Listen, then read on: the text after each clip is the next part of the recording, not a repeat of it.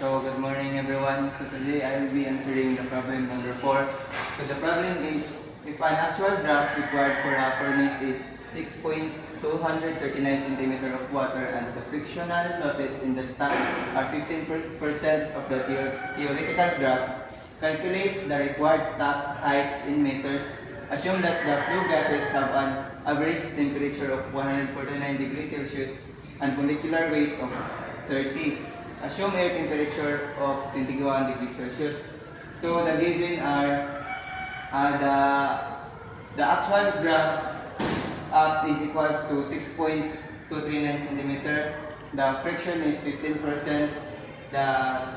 The T sub G is equals to 149 degrees Celsius or 422 Kelvin, and the T sub A is equals to 21 degrees Celsius or 294 Kelvin. So first, we need to get the theoretical draft. So the formula is HA over 0.85.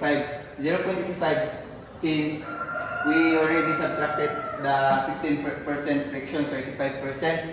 Then just divide, we will get 73.4 millimeter. So now we will get the height.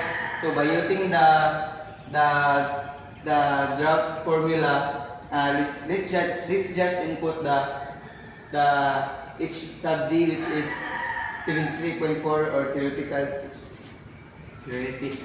draft, equals to 353 times height times 1 over 294 Kelvin minus 1 over 492 Kelvin. And by using calculator, we can get 201.5 meters. That would be all.